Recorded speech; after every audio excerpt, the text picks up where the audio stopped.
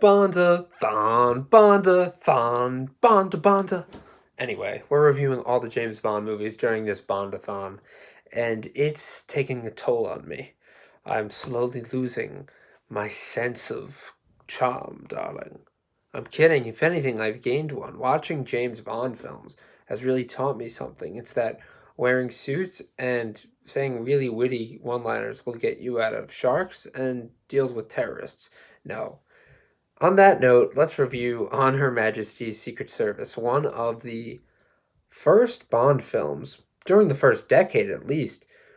Sean Connery released a number of films throughout the 60s. In 1962, he made Dr. No, followed by From Russia with Love in 1963, and Goldfinger the year after. He was really pumping them out. He did You Only Live Twice in 1967, and then in 1969, this film was released, and it starred, differently, George Lazenby, an Australian actor.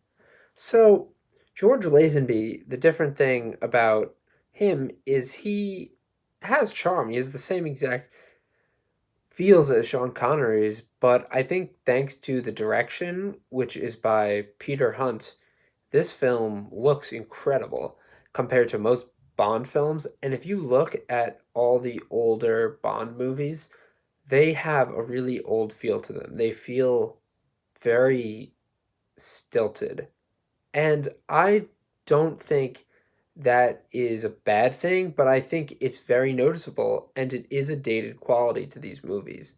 The cameras are very stationary and they do some pans, there are some quick cuts or a quick pan over if they want to surprise you, but there's never any real movement, especially during action sequences. It just feels the camera lingers there, so there's a very softness to the movie, and it's very calm, and that's something that's helped the Bond films over the years become the sense of royal prestige that they have. You know, Bond has this prestigious feel to him when you watch his movies.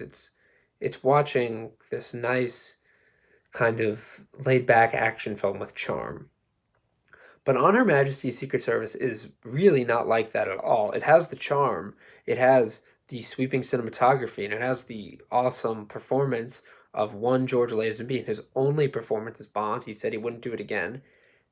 But the story just really flies because of the cinematography. It has a great villain, too. This has Blofeld in it, and the guy who plays him is just terrific. It really feels sinister, but the camera's always moving. It's so flashy, too. There's a lot of beautiful lights in this film and colors.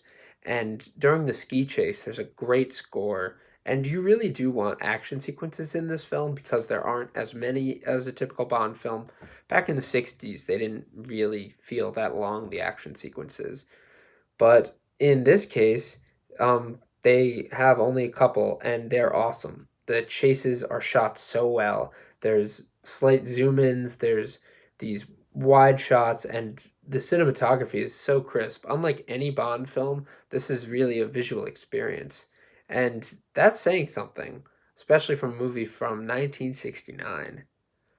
So, On Her Majesty's Secret Service is just a great movie, has an awesome ending. I remember being surprised and also not thinking the score should be set where it is. The James Bond theme plays at the end and it doesn't feel right, but I liked it. I liked it after a while because I think that it just shows this is who James Bond is and this is the life of James Bond. And it was a pretty solid way to end a film, honestly. A dark ending, but I thought this was a great film. On Her Majesty's Secret Service, everyone. One of the better Bond movies.